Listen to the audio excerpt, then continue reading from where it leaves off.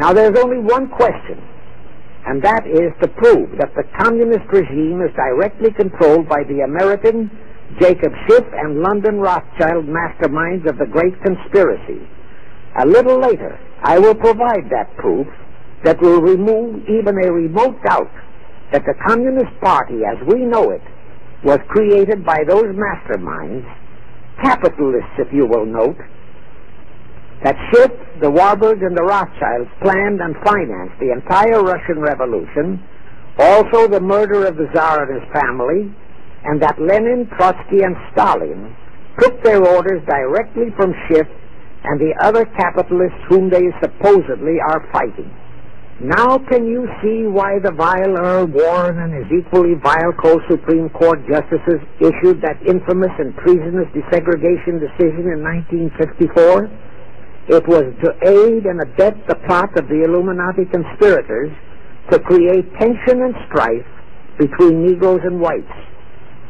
Can you see why the same Earl Warren issued his decision prohibiting Christian prayers and Christmas carols in our schools? It was done to destroy Christianity. Can you see why Eisenhower, despite all the rigid constitutional prohibitions, sent federal troops into a southern state to enforce the desegregation decision? Why Kennedy did likewise? And can you see why Johnson and 66 senators, despite the protests of 90% of the American people, voted for the Consular Treaty, which opens our entire country to Russian spies and saboteurs? All those 66 senators are 20th century Benedict Arnolds. It is up to you and you, all of the American people, to force Congress, our elected servants, to haul in those American traitors for impeachments, and that when proven guilty, they all be given the punishment prescribed for traitors who aid and abet our enemies. And that includes the forcing of rigid investigations by Congress of the CFR and all their fronts, such as the ADL, the NAACP, SNCC, and such Illuminati tools as Martin Lucifer King. Such investigations will completely unmask all the leaders in Washington and the Illuminati and all their affiliations and affiliates as traitors carrying out the Illuminati plot.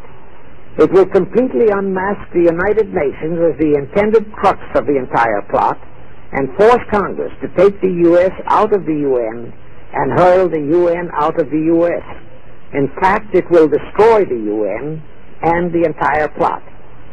Before I close this page, I wish to reiterate and stress one vital point, which I urge you to never forget if you wish to save our country for your children and their children. Here is the point.